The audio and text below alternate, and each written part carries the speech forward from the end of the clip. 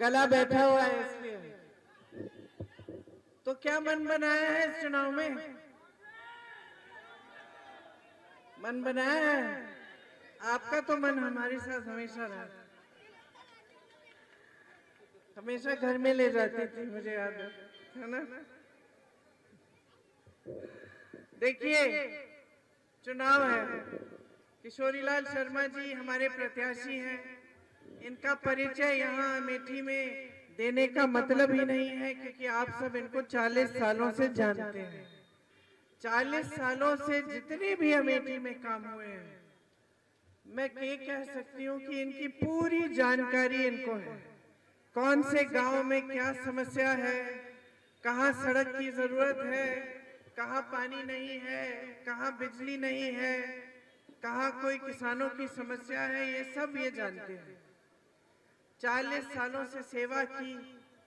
जो भी मेरे परिवार से जो भी सदस्य आया आपकी सेवा करने के लिए, उनके साथ कंधे से कंधा मिलाकर किशोरीलाल शर्मा जी ने काम किया। अब आज देश की परिस्थिति क्या है, इसके बारे में थोड़ा सा बात करना चाहती हूँ। ज्यादा लंबी बात नहीं करूंगी, क्योंकि आप भी खड़े हैं, धूप भी बहुत है। लेकिन मोटे तौर पे आपको समझना पड़ेगा कि आज जो देश में परिस्थितियां हैं वो ठीक नहीं है। जिस तरह की राजनीति देश में हो रही है, उससे आपका नुकसान हो रहा है। क्यों? क्योंकि एक तरफ टीवी पे आप देखते हैं कि देश बहुत तेजी से आगे बढ़ रहा है, अर्थव्यवस्था मजबूत हो रही है, खूब सुविधाएं बन रही हैं। आपको बताया जा रहा है कि 10 सालों में जितना काम हुआ है मोदी जी के रहते हुए, उससे पहले 70 सालों में नहीं हुआ। लेकिन आपके जीवन में तो ये दिख नहीं रहा है। आपका रोज का जो जीवन है, आपके जो संघर्ष हैं, वो तो बढ़ते चले जा रहे हैं। महंगाई बढ़ रही है, बहनें दुकान जाती हैं, कुछ खरीद नहीं पाती, बच्चे का इलाज करना पड़ता है, डॉक्टर के पास ले जाना होता है, घबराहट होती है। बच्चे की शिक्षा पूरी करानी है, कर्ज लेना पड़ता है। बेटी की शादी करानी है, कर्ज लेना पड़ता है। किसानों की मुश्किलें बढ़ रही हैं। हर खेती के सामान पे जीएसटी है। किसान कमा नहीं पा रहा है खेती से, आवारा पशु आके खेत चल रहे हैं। यहाँ तमाम छोटी दुकानें हैं, छोटे बिजनेस हैं। आपके लिए पिछले 10 सालों में क्या किया? नोटबंदी हुई, उससे आपको तकलीफ हुई। जीएसटी लगाई गई, उससे आपको तकलीफ हुई। आपकी कमाई ज्यादा नहीं, कम हुई। तो हर तरफ मुश्किलें बढ़ रही हैं। बेरोजगारी आज चरम पे है। 45 सालों में इतनी बेरोजगारी नहीं हुई जितनी आज है। 70 करोड़ नौजवान बेरोजगार हैं। 30 लाख पद खाली पड़े हैं। पदों को भरने का काम मोदी जी ने नहीं किया। तो क्या किया 10 सालों में? घूमे दुनिया में, अलग अलग देशों को देखा, अपने लिए बड़े बड़े हवाई जहाज खरीदे। 16,000 करोड़ के 16,000 करोड़ के 2 हवाई जहाज खरीदे। घूमे, अपने बड़े बड़े खरबपति मित्रों को और भी सक्षम किया। देश का कोयला दिया, देश की बिजली दी, देश के बंदरगाह दिए, देश की बड़ी बड़ी कंपनियां दी, देश के हवाई अड्डे दिए।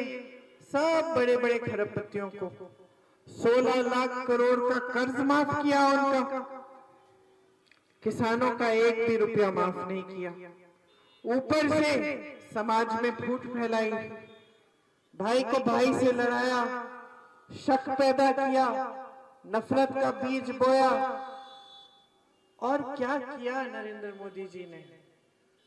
आज तमाम नौजवान खड़े हैं, बेरोजगार हैं। मुश्किलें इतनी बढ़ चुकी हैं कि हद से ज्यादा। फिर भी चुनाव के समय आपके सामने आते हैं, क्या कहते हैं? आपके काम की बात करते हैं, अपने काम गिनाते हैं कि 10 सालों में हमने इतनी बड़ी बड़ी संस्थाएं खोली, इतने बड़े उद्योग लगाए, हमने सड़कें बनाई, ट्रेनें चालू की, हवाई अड्डे बनाए। क्या बताते हैं आपको? ये कुछ नहीं बताते हैं, सिर्फ आपका ध्यान भटकाने का काम करते हैं।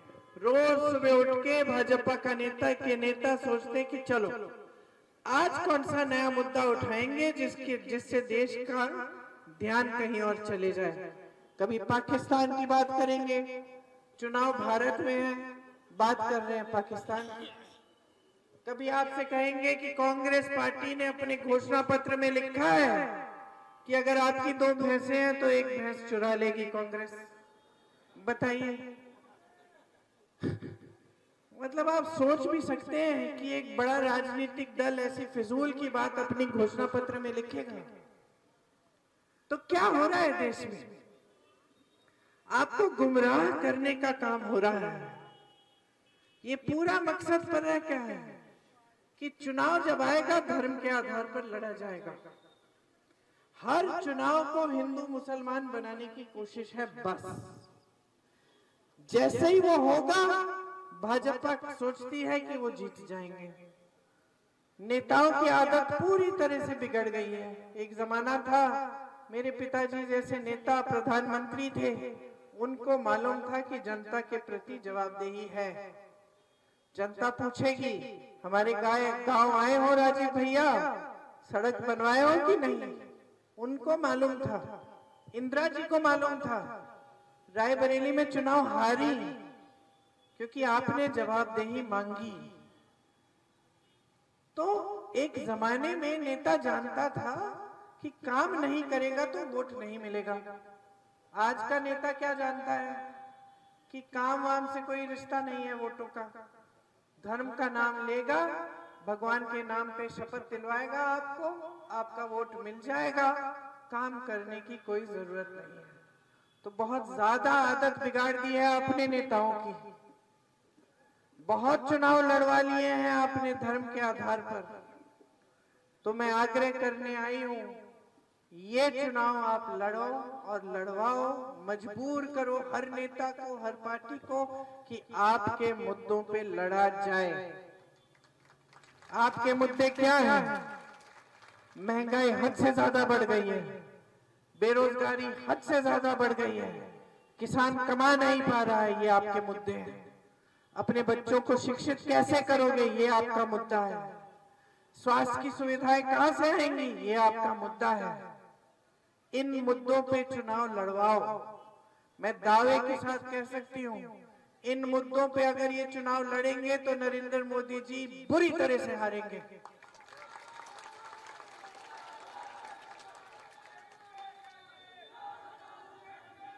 चुनावी मंच पे जाते हैं, अपने घोषणा पत्र की कोई बात नहीं होती है।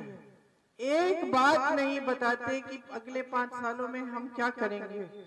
10 साल पहले कहा था सबका साथ सबका विकास, 10 साल बाद कह रहे हैं विकसित भारत। तो 10 सालों में विकसित क्यों नहीं किया? 10 सालों में क्या कर रहे थे? तब भी बोल रहे थे विकास करेंगे सबका, अब कह रहे हो कि विकास करेंगे सबका। अब कह रहे कि भाई 2047 में हमने प्लान बनाया है 2047 तक विकसित भारत। भैया वाह, 10 सालों में तो कुछ नहीं किया, किसी का विकास नहीं किया। अब कह रहे हैं कि भाई 20 साल और इंतजार करो। ये क्या बातें हुई? अपने घोषणा पत्र की बात करो, उल्टा जो हमारे घोषणा पत्र में लिखा भी नहीं है खुद अपने मन में बनाए जा रहे हैं और बोले जा रहे हैं कि कांग्रेस भैंस चुराएगी, कांग्रेस गहने चुराएगी, कांग्रेस एक्सरे लेके घरों में घुसेगी। ये सब बातें हो रही हैं। तो अब समय आ गया है, इन लोगों को सबक सिखाओ। कहते हैं 400 सीट दोगे तो हम संविधान बदल देंगे। क्या मतलब है इसका? संविधान अधिकार देता है आपको, अधिकार देता है, आरक्षण देता है, आंदोलन करने का अधिकार, शिक्षा का अधिकार, खाने भोजन का अधिकार, वोट डालने का अधिकार, शिकायत करने का अधिकार, आरक्षण का अधिकार। संविधान को बदलने का मतलब क्या है? कि ये सब अधिकार बंद हो जाएंगे, कि कल को हमें मालूम ही नहीं कि ये चुनाव कराएंगे कि नहीं। इनको लगेगा कि चुनाव जीतेंगे नहीं तो हो सकता है कराएंगे ना। ये परिस्थिति आज देश की। आज हम आपके विकास के लिए लड़ रहे हैं, आपके भविष्य के लिए लड़ रहे हैं, लेकिन साथ साथ हम लोकतंत्र के लिए भी लड़ रहे हैं, हम संविधान को बचाने के लिए भी लड़ रहे हैं, हम इनकी तानाशाही के खिलाफ लड़ रहे हैं।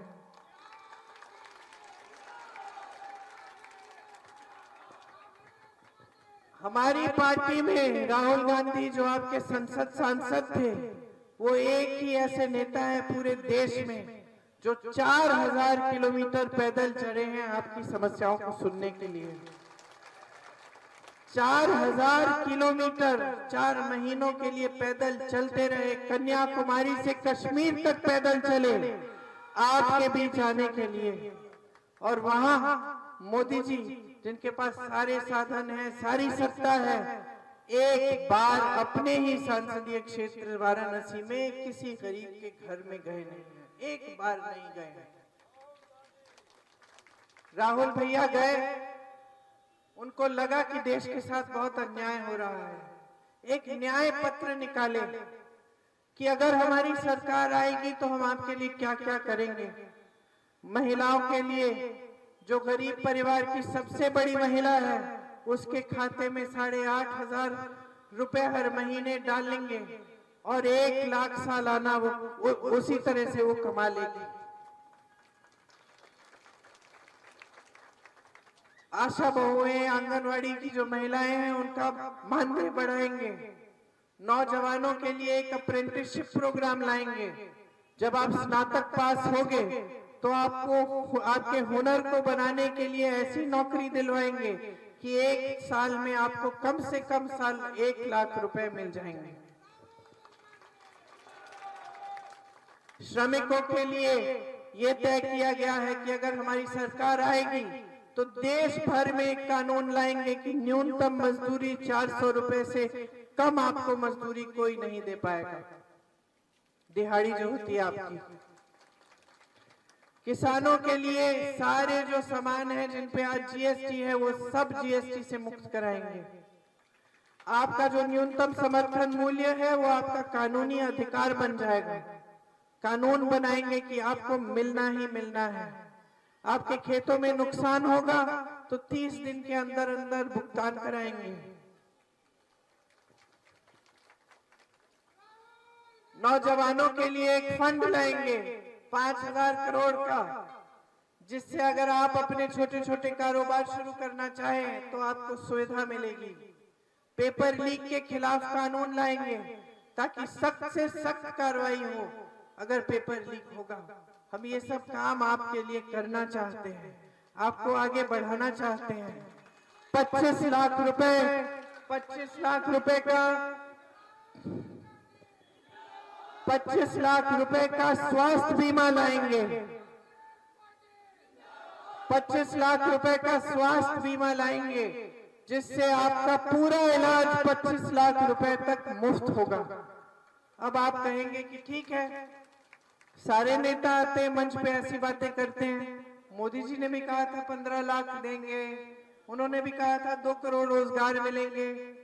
तो आपको कैसे पता कि मेरी बातों और उनकी बातों में फर्क है? वो झूठे हैं, आप बोल रहे हैं। हाँ, सफेद झूठ।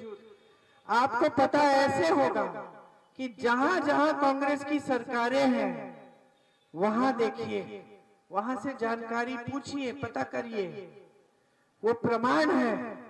आज जहां कांग्रेस की सरकार है वहां महिलाओं के खाते में प्रदेश की सरकार पैसे डाल रही है।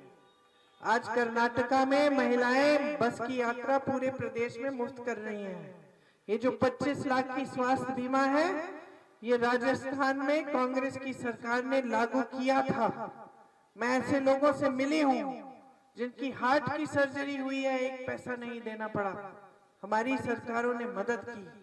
ये 25 लाख का बीमा हमने लागू किया। हमारी सरकारें जहां हैं, छत्तीसगढ़ में जहां थी, वहां किसानों का कर्ज माफ किया।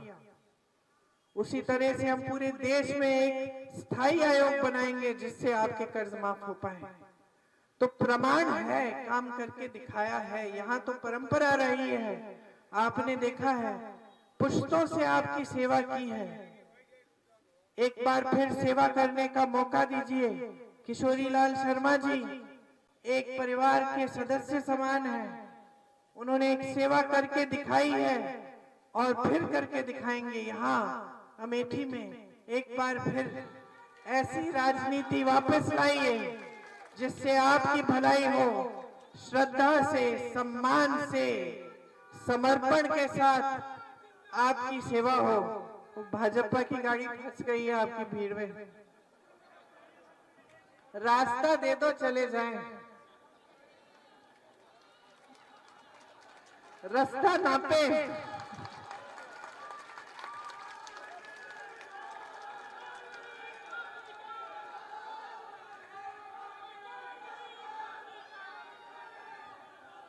रास्ता नापे यहाँ से और पूरे अमेठी क्षेत्र से। बहुत हो गया है, बहुत झूठ सुन लिए इनके, बहुत गुमराह कर लिया आपको। अब वो राजनीति वापस लाओ जिसने आपके लिए काम करके दिखाया। पूरे देश में संदेश भेजो, पूरे देश में संदेश भेजो कि यहाँ से अमेठी से बदलाव की शुरुआत की आंधी आ रही है। बदलाव लाएंगे, एक ऐसी राजनीति देश में वापस लाएंगे जो जनता के लिए काम करे और जनता के लिए समर्पित रहे। आप सबने बहुत ध्यान से मेरी बातें सुनी, धन्यवाद। एक बार मेरे साथ कहिए राहुल गांधी, राहुल गांधी, राहुल गांधी।